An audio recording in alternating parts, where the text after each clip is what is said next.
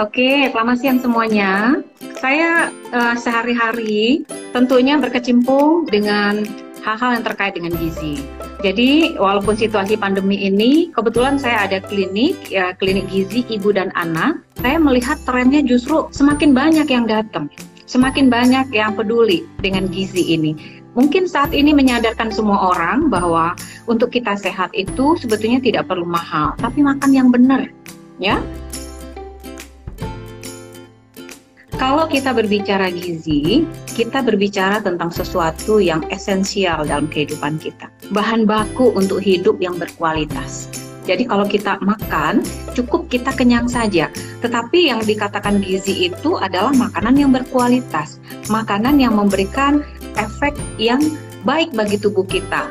Karena semua zat gizi itu memberikan fungsi yang berbeda satu sama lainnya. Berbicara zat gizi, kita akan berbicara zat gizi makro dan zat gizi mikro ya. Zat gizi makro ini zat gizi yang diperlukan tubuh dalam jumlah yang banyak. Misalnya karbohidrat. Nah ini contohnya dari nasi ya, padahal nggak juga harus nasi. Kalau nasi udah pasti karbohidrat ya. Karbohidrat belum tentu nasi. Jadi apalagi nih yang lain? Bisa kita makan sumber yang lain. Apakah itu roti, kentang, jagung ya. Dan segala hal yang biasanya banyak orang tidak tahu. Tetapi ini memberikan energi yang lebih cepat untuk memberikan energi bagi tubuh. Kemudian makro yang kedua adalah protein ya. Protein ini di tubuh selain juga sebagai sumber energi sama dengan karbohidrat, tetapi dia punya fungsi khusus nih sebagai zat tumbuh, sebagai zat pemelihara, pupuknya kehidupan. Nah ini sumbernya ada dua nih Mbak. Satu dari hewan, telur, ada ikan, ada susu, daging ya, dan pokoknya semua dari hewan. Kemudian yang dari nabati, itu kacang-kacangan dan hasil olahnya. Dua-duanya protein. Nanti kita lihat untuk anak butuh yang mana nih ya. Nah ini fungsinya sama-sama pupuk untuk kehidupan kita. Yang ketiga adalah lemak. Nah lemak banyak nih yang takut menghindari lemak ya. Padahal tidak semua lemak juga jahat ya. Lemak itu juga ada yang baik dan diperlukan oleh tubuh. Sumbernya dari mana? Bisa dari hewan juga ada. Misalnya dari protein umumnya juga ada lemaknya. Nah kemudian dari nabati itu misalnya dari minyak itu juga sumber lemak juga. Ketiga ini disebut zat gizi makro dan disebut sebagai penghasil energi untuk tenaga kita. Tetapi memiliki sumber masing-masing. Lemak fungsinya berbeda dengan karbo dan protein. Lemak ini fungsinya untuk membantu memberikan energi juga, tapi ada fungsi khususnya. Dia melarutkan beberapa vitamin esensial bagi tubuh kita. Itu vitamin A, vitamin D, vitamin E, dan K. Kita tahu vitamin itu sangat diperlukan untuk tubuh kita. Vitamin A, banyak dari kita tahu untuk mata mungkin ya. Nah ini tuh berbeda dengan vitamin D, vitamin E, dan vitamin K begitu. Sebagai sumber pelarut vitamin A, D, dan K. Kemudian juga untuk anak usia di bawah 3 tahun di dalam masa pertumbuhan otak, ini bahan baku otak loh.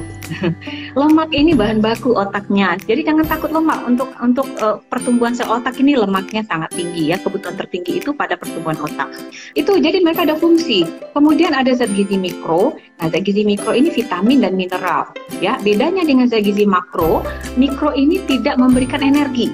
Jadi salah kalau kita berpersepsi, ayo makan vitamin aja biar tambah tenaga, begitu ya. Tidak bisa ya, vitamin atau mineral, kita tahu vitamin itu ada vitamin larut air, itu vitamin grup B, B1, B2, pokoknya B, dan vitamin C. Nah, yang kedua adalah vitamin larut lemak, tadi vitamin A, D, E, dan K ya. Nah, vitamin dan mineral ini bekerja sebagai pengatur metabolisme. Jadi kalau saya ibaratkan seperti polisinya, polisi lalu lintas. Dia mengatur jalan raya ya. Nah ini mengatur tubuh. Apa yang kita makan dari zat gizi makro itu akan bekerja dengan optimal kalau zat gizi mikro kita cukup.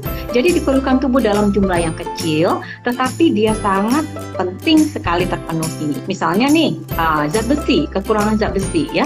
Apa yang terjadi? Pada kebutuhannya sedikit, anemia, lemes. Nah, pada masa pertumbuhan otak, zat besi yang kurang ini bisa mempengaruhi proses pertumbuhan otak yang sangat besar tersebut. Hati-hati. Walaupun dia zat gizi mikro, tetapi dia sangat berperan sekali di dalam mengatur fungsi dari zat gizi makro tadi. Seperti itu. Jadi kita berbicara zat gizi makro, mikro. Jangan lupa air, ya. Karena air ini 70% tubuh kita terdiri dari air. Dia bekerja seperti sendok dan garpu. seperti pasangan hidup ya. Jadi jangan pernah kita berpikir udah dia makan aja yang benar, air nggak apa-apa lah. Nah ini keliru ya. Saya kira itu kalau kita berbicara tentang zat gizi. Bisa kita katakan makanan di sini adalah sebagai sumber bahan baku, sumber energi untuk otak anak. Jadi sebagai sumber energi, otak ini boros sekali loh energinya ya. Ini kalau kita mainan itu baterainya harus super gitu ya. Jadi sumber energi untuk otak, tetapi juga sekaligus bahan baku juga ya untuk otak. Jadi makanan ini pada usia ini sangat-sangat perlu diperhatikan supaya tumbuh kembang anak ini bisa optimal. Taunya dari mana? Dari status gizi. Semua orang tua itu ingin anaknya pintar, cerdas. Setuju ya? Pasti semuanya berharap demikian. Gak ada yang gak saya jamin deh. Ya, tetapi seringkali orang tua itu tidak tahu bagaimana mencapai itu. Bahkan ada mitos yang menganggap kecerdasan itu kan genetik. Jadi ini yang saya harus garis bawahi, bahwa kecerdasan itu bukan semata-mata dari keturunan orang tuanya, tetapi faktor lingkungan itu ternyata berpengaruh sangat besar sekali ya. Nah, salah satunya adalah kecukupan gizi. Ya, kecukupan gizi atau asupan makanan pada anak saat itu sangat mempengaruhi kecerdasan seorang anak. Jadi genetik ini ternyata kurang lebih cuma 20%, Mbak. Jadi 80% ini adalah salah satunya faktor lingkungan ya. Salah satunya adalah nutrisi, bagaimana kita memberikan stimulasi, bagaimana kondisi anak, apakah sering infeksi, ya, kualitas kesehatan anak. Ini 80% mempengaruhi. Dan ini bisa dirubah. Bahwa selain status gizi yang baik, ya, maka pertumbuhan otak ini juga akan berlangsung dengan optimal juga. Tidak ada salahnya untuk kita lebih memperhatikan makanan-makanan yang bisa meningkatkan ya pertumbuhan dan perkembangan otak itu lebih optimal. Nah, makanannya apa saja? Yang pertama, selain gizi seimbang, ada beberapa makanan yang bisa kita tingkatkan. Misalnya dari makanan-makanan sumber protein ya. Karena protein itu baik itu terutama hewani, dia mengandung zat besi. Ini zat besi ini penting sekali untuk pembentukan sel darah merah. Ini yang seringkali orang tua tidak paham di sini, karena memungkinkan sel darah merah itu membawa oksigen ke seluruh tubuh, termasuk juga otak, begitu. Untuk anak yang cerdas, dia butuh oksigen sangat tinggi sekali. Jadi ingat ya, protein, kemudian karena dia juga memerlukan zat besi ada di protein juga. Kemudian ada beberapa vitamin seperti vitamin B12, ini juga sangat penting sekali untuk pertumbuhan otak ya, terutama dalam pembentukan sel otak dan saraf anak serta selabu mielinnya yang membungkus saraf, Mbak. Itu B12. Nah, vitamin B12 ini banyak terdapat pada daging, jadi di protein lagi nih ya. Kemudian ikan, telur ya, kemudian produk susu. Jadi balik lagi protein lagi kan. Oke, kemudian ada jenis asam lemak. Lemaknya apa saja? Omega 3, omega 6, bisa dikatakan esensial. Jadi di otak kita itu kalau kita mengkonsumsi misalnya omega 3, omega 6 untuk merubah menjadi DHA, AA, itu memerlukan makanan tertentu ya untuk bisa merubah, sehingga harus didapatkan dari luar. Itu disebut esensial. Jadi dari minyak ikan, nah itu tadi ya, itu boleh saja untuk mengoptimalkan perkembangan otak. Jadi banyak makan ikan itu penting atau baik sekali ya.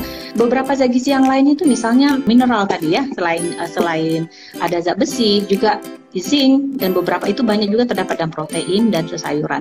Sayuran yang mana? Ini harus saya garis bawahi juga. Sayuran yang berwarna itu lebih baik untuk anak. Tetapi bedanya kalau yang sayuran hijau itu ada zat anti nutrisinya ya. Jadi untuk anak jangan terlalu berlebihan saja. Mungkin apabila anak-anak sudah dijaga makanannya ya, kemudian juga diberikan stimulasi yang baik, tidak ada salahnya untuk dikontrol kesehatannya dan juga gizinya. Jadi begini, sebetulnya kalau kita berbicara pemenuhan gizi ya, baik itu orang dewasa ya, anak sekolah, balita atau bayi, bahkan lansia ya, itu prinsipnya sama yang tadi Mbak, harus seimbang ya. Seimbang antara zat gizi makro dan zat gizi mikro, keduanya terpenuhi cukup cairan. Nah, yang berbeda adalah ada peningkatan beberapa zat gizi tertentu pada kelompok-kelompok usia tertentu. Nah, ini disesuaikan dengan kebutuhan tumbuh kembangnya. Lepas dari 6 bulan, bayi tersebut kebutuhannya semakin tinggi, sehingga tidak bisa mengandalkan hanya ASI saja. Walaupun ASI itu the best ya, tetapi karena ada beberapa zat gizi yang diperlukan sangat tinggi sekali, misalnya tadi saya sebutkan zat besi ya, karena pertumbuhan otak yang pesat, kemudian juga ada beberapa zinc, mineral ya, dan juga vitamin, maka kalau hanya ASI saja, maka itu tidak terpenuhi. Ingat, ini hal kritis yang banyak orang tua tidak tahu, justru di usia 6 bulan, kurang lebih 3 bulan pertama, 6, 7, 8, 9, 4 bulan ya, ternyata ini disebut masa kritis pemberian makan pada bayi. Karena bayi saat ini adalah proses belajar makanan padat pertama. Kalau ya di usia ini MPASI-nya tidak sukses, biasanya akan memberikan efek di kemudian hari, si anak ini juga ada masalah makan. Jadi harus sukses ya moms ya, ini harus sukses MPASI-nya. Nah, MPASI-nya seperti apa? Bertahap ya, seperti kita belajar pelajaran ya, ada bab 1, bab 2 begitu ya. Jadi mengenal makanan lumat, makanan lembik, makanan kasar, kemudian makanan keluarga. Targetnya usia 1 tahun makanan keluarga. Jadi begini, ibu-ibu ini sibuk aja mencari makanan apa yang boleh dan nggak boleh ya. Kembali saya ingetin, sudah benar belum makannya itu dulu ya. Nah, kalau berbicara makanan yang nggak baik, kita bisa banyak sekali mitos tentunya yang beredar. Termasuk micin ini ya, itu sudah sampai seluruh orang merasa sok tahu itu ya. Apakah betul itu memang tidak baik? Sebetulnya kalau itu tidak baik, BPOM tidak memberikan izin keluar ya. Sebetulnya MSG itu, monosodium glutamat itu adalah bentuk hasil fermentasi dari tebu. Jadi itu bukan sintetis. Yang di Indonesia ya, kita nggak tahu dulu pernah ada kejadian yang di Cina itu dia sintetis, sehingga bisa merusak sel dan sebagainya. Tetapi masalahnya di sini ya, sebagai sama halnya kalau kita mengkonsumsi gula ya, garam. Kalau berlebih juga tidak baik bagi tubuh kita ya, sangat berbahaya. Nah, kalau kita lihat pola masyarakat kita, kalau dikatakan boleh, itu nggak ada takaran. Pakai mecinnya 1 sendok, blong gitu ya. Nah, memang ada beberapa kondisi yang sensitif. Jadi ini mungkin yang harus diwaspadai. Untuk yang sensitif akan langsung berasa, mungkin merasa tubuhnya tidak nyaman, tenggorokannya tidak nyaman, agak pusing gitu ya. Tetapi pada umumnya sebetulnya tidak apa-apa. Nah, ini yang berbahaya justru karena merasa tidak sensitif ya. Jadi akhirnya apa? Terjadi akumulasi yang berlebihan dari baik itu garam, micin seperti itu. Dan itu tentu memberikan efek samping ya di kemudian hari. Saya kira kalau selama jumlahnya tidak berlebihan ya, itu boleh-boleh saja kok ya. Nggak usah terlalu takut deh. Yang penting makan utama kita dibenerin dulu gitu. Jangan sampai nggak makan micin, tapi makannya cilok, makannya gorengan, ya, makannya donat, banyak sekali. Segala hal yang terlihat dan terasa enak, itu umumnya mengandung zat-zat tambahan yang tidak baik bagi tubuh kita. Itu aja Mbak. Ini banyak sekali yang ditanyakan di klinik saya, ya. Beberapa pasien yang saya lihat datang dengan keluhan berat badan anaknya tidak naik ya. Itu pada saat saya tanya, ibunya tidak pernah memasak sendiri ya, tetapi selalu membeli makanan itu. Banyak ya saat ini umur bayi sehat seperti itu ya. Nah, apakah itu aman, baik? Kita lihat dari status gizi si bayi. Kalau makanan itu baik ya, dalam arti berkualitas untuk tubuh si anak ya, yang dalam masa tumbuh kembang yang pesat, itu terlihat dari status gizinya. Terlihat anaknya pun aktif, anaknya pun responsif begitu. Tapi kalau kita lihat ada nih dua, satu dia memang gemuk tapi diam saja, yang kedua dia kurus, lemes, cengeng ya, tapi mawon, dua-duanya nih nggak bener gitu ya. Jadi kita harus lihat makanannya apa. Ternyata apa? Makanan yang terbaik itu tentunya yang kita olah sendiri. Karena kita bisa memastikan apa yang kita berikan untuk anak kita itu sesuai dengan kaidah gizi seimbang. Oh, ada karbonya ya. Hari ini mungkin dengan beras merah, besok beras putih, besok dengan puree kentang, ya itu sebagai sumber karbohidratnya. Begitu juga kita combine, mungkin proteinnya hari ini apa dan sebagainya. Kita tahu betul ya yang kita tambahkan itu apa pada anak. Kemudian kita tahu betul bagaimana kita menjaga kebersihan makanan itu, mengolah makanannya itu begitu ya.